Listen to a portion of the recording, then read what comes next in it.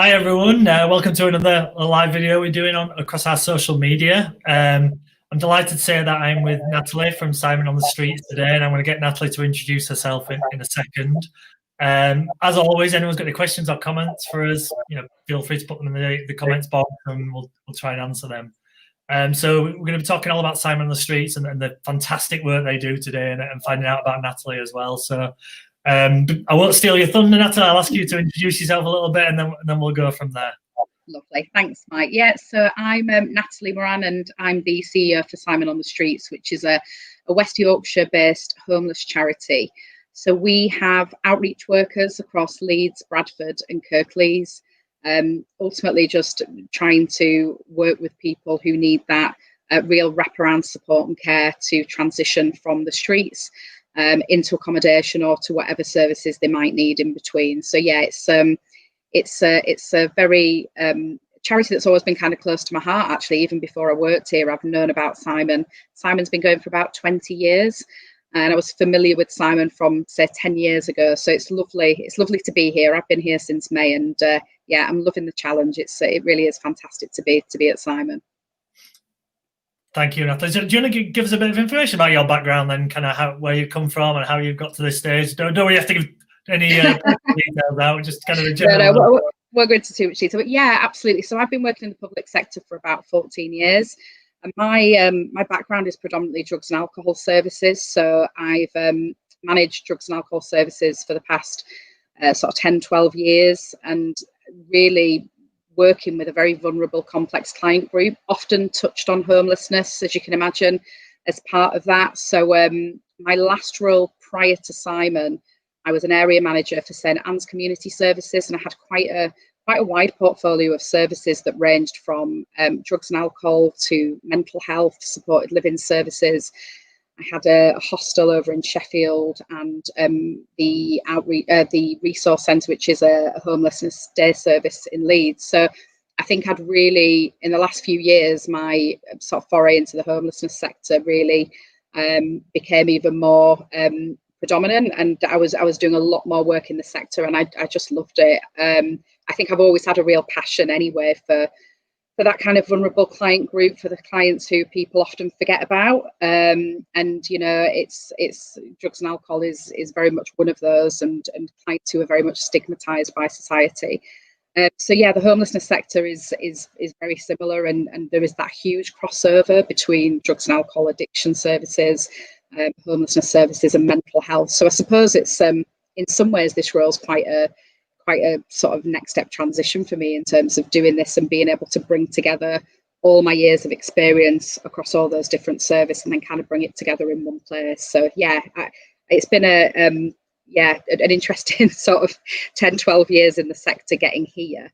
The difference with this role for me is that my services that I've managed before have been commissioned.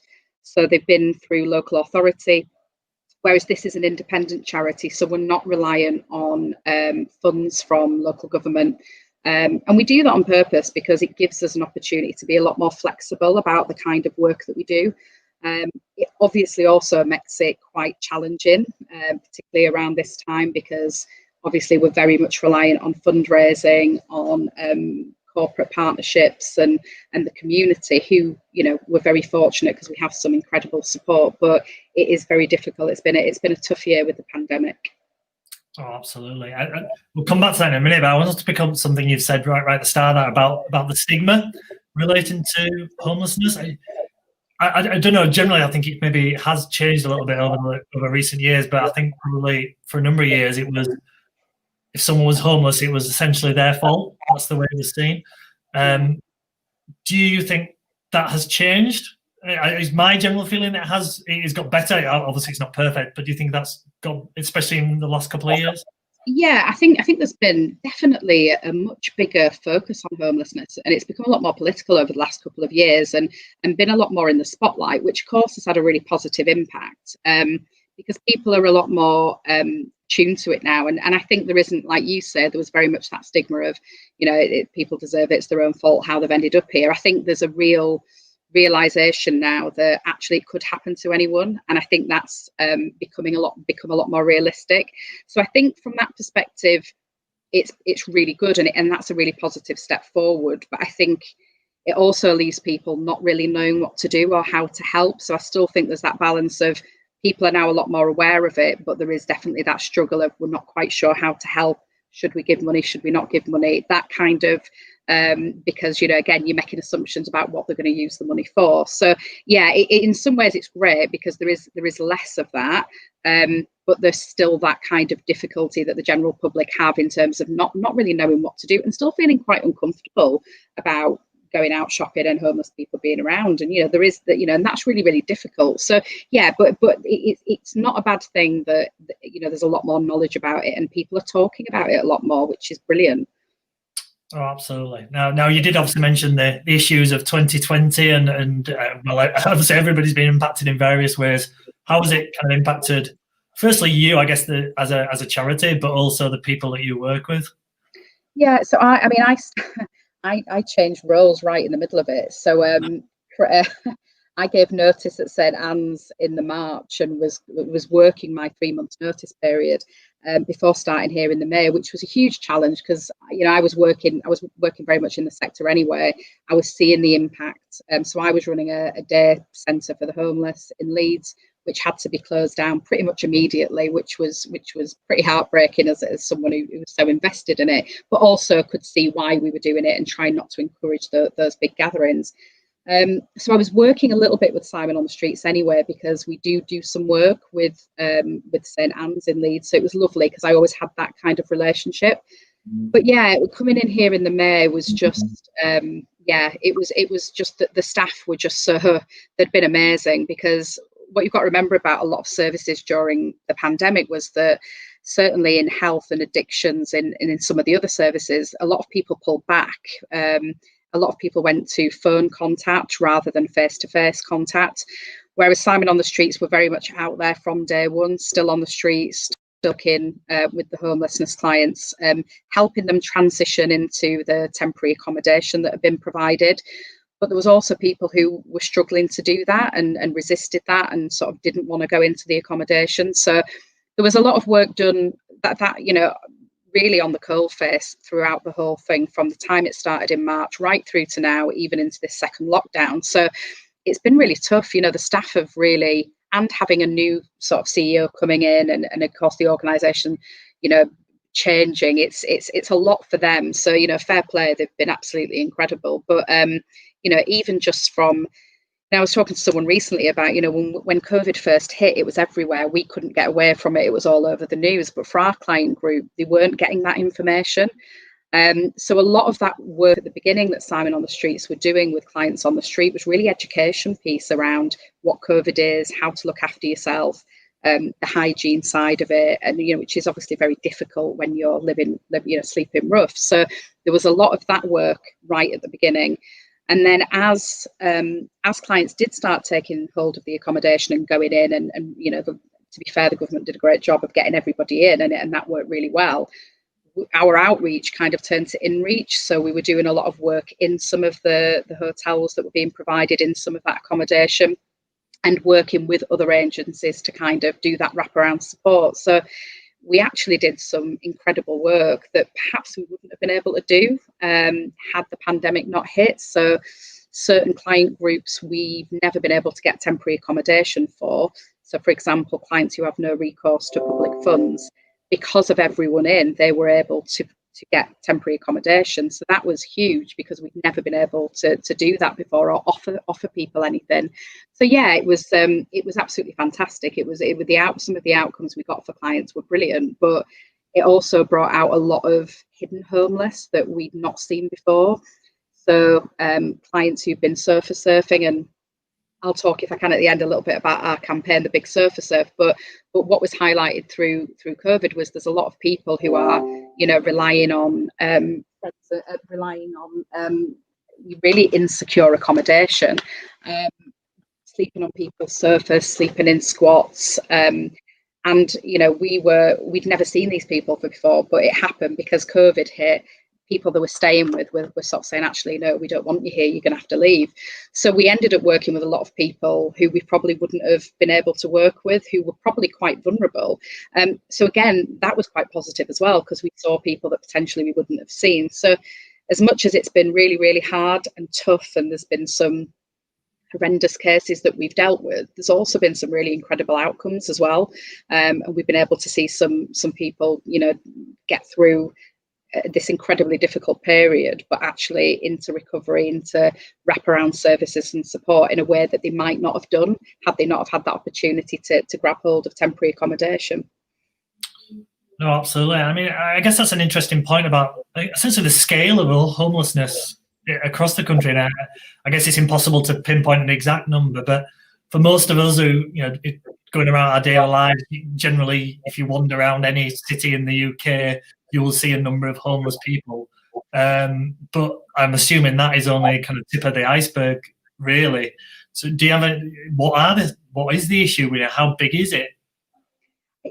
We look after Leeds, Bradford and Kirklees, and very, very different cities with very different makeups and different numbers. So you can imagine a big city like Leeds and the scale of the problem in Leeds. So everyone in Leeds, you were looking at about 60, 65 people who were sleeping rough, who were well known to local authority to be rough sleeping.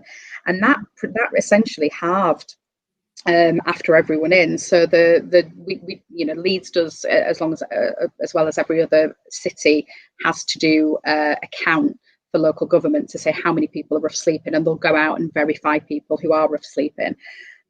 So we, you know, Leeds essentially halved that number, which again was incredible. And some of these people who are now engaging with services have been rough sleeping for so many years and had never taken advantage of any kind of support. So there was, you know, which is brilliant.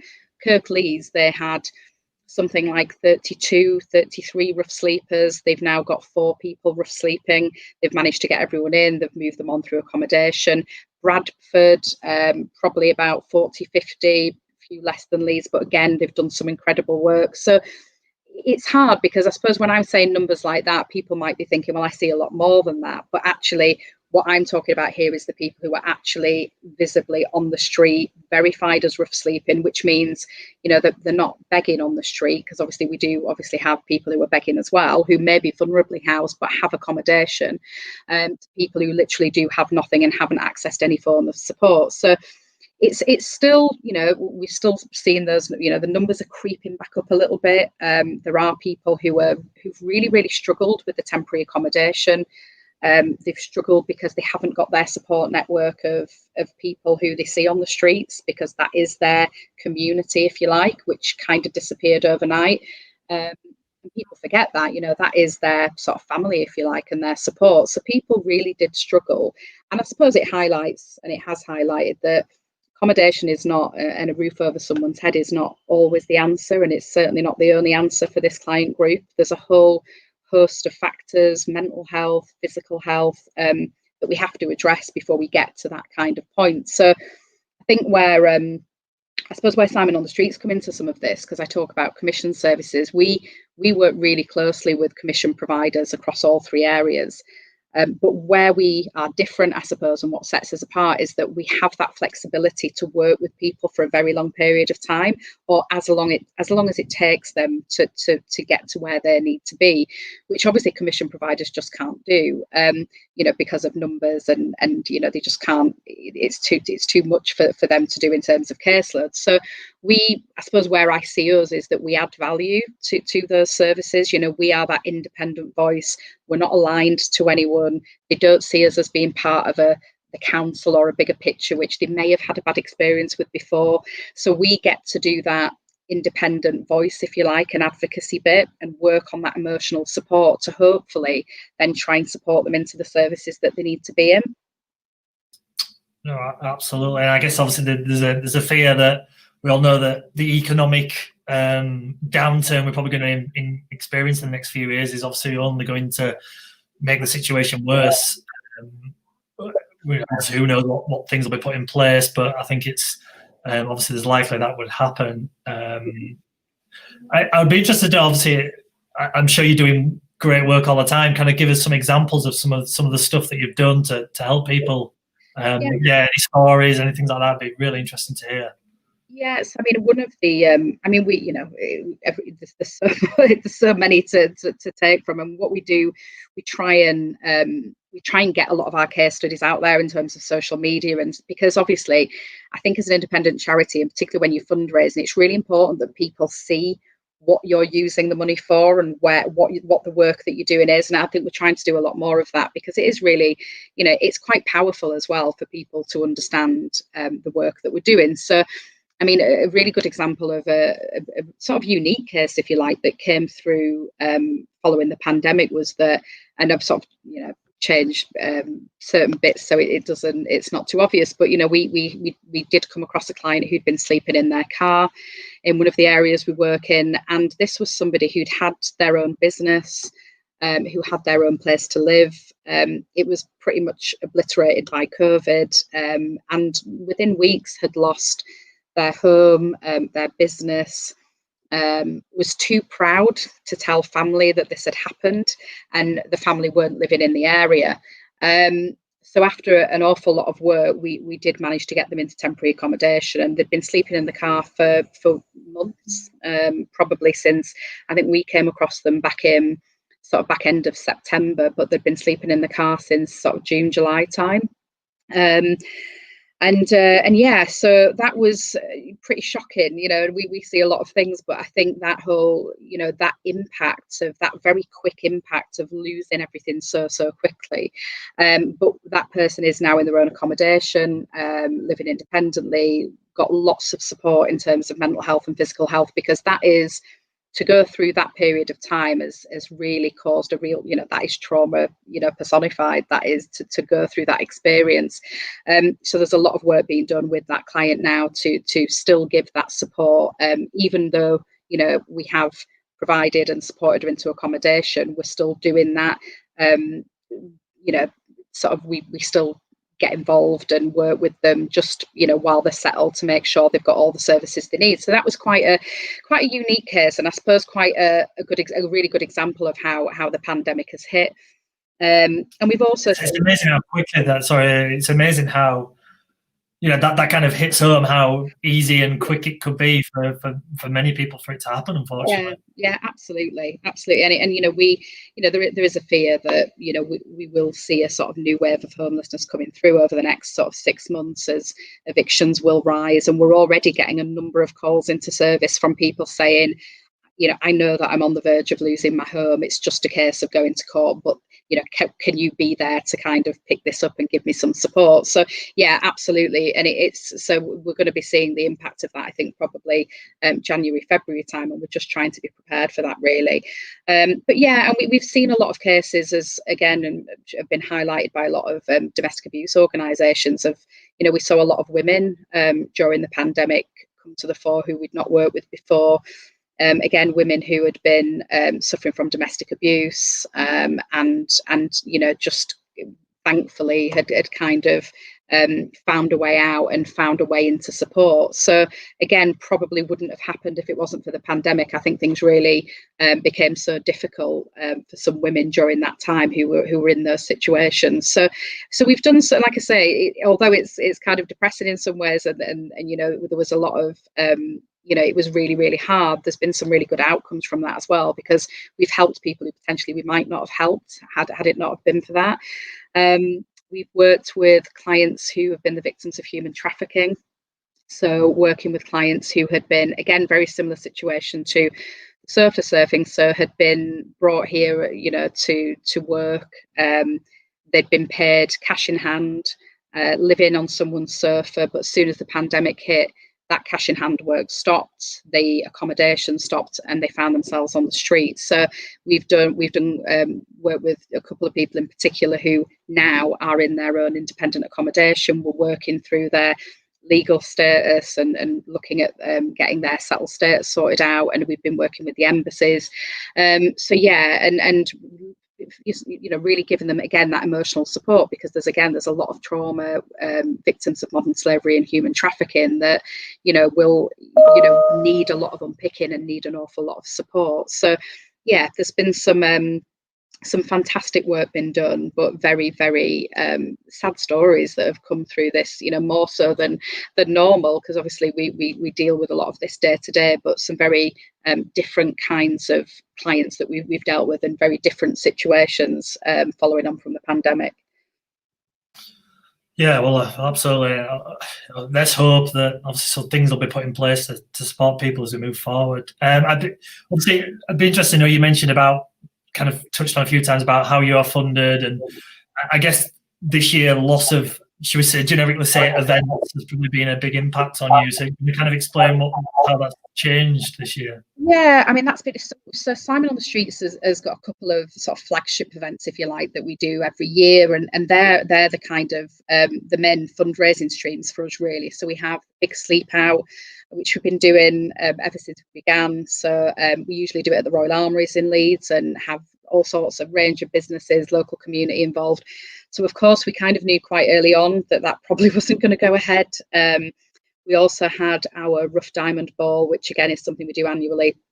That should have gone ahead in October, but again, we kind of knew that wasn't happening. So I suppose what we've tried to do, or sort of recognise we've had to change the way we work a little bit, is that rather than concentrating on big events that, you know, we can't do, look at any more sort of it's more of the virtual campaigns. So we've done a couple of really good. We did the Little Sleep In, which was, rather than the Big Sleep Out, we did the Little Sleep In at the beginning of the pandemic. I think it was March time, which was encouraging families to, you know, sleep in a tent, sleep in your garden, which was lovely because it was the summer weather, which helped. And so we've been trying to go down that route of the virtual campaigns, because as you can imagine, it has been, we've taken a huge hit on events. And you know, it's what's also been lovely, because we also have a lot of corporate partners who do some amazing work for us and are so passionate and about raising money for us, but a lot of their fundraising takes place in the office. So we've had corporate partners who are sort of ringing us, and we're having meetings with them, and they're so apologetic about, you know, we're so sorry we've not been able to do this year, but of course no one's been in the office. And it's that impact as well, that actually some of that fundraising has kind of had to come to a bit of a stop as well, or it's certainly slowed down. So everyone's been impacted, you know, everybody that supports us, and we absolutely appreciate that. So it's just trying to do some different things, really. So we're doing our big surfer surf. It's actually this Friday. I don't know where the time's gone. So we trying to highlight that issue of hidden homelessness. So I talked a bit before, it came out a lot during the pandemic about people surfer surfing, and unfortunately that doesn't give somebody an entitlement to emergency accommodation, because it's not classed as, you know, being on the street, rough sleeping and homelessness. So we're trying to raise that kind of profile of some of this hidden homeless stuff that's coming to the fore.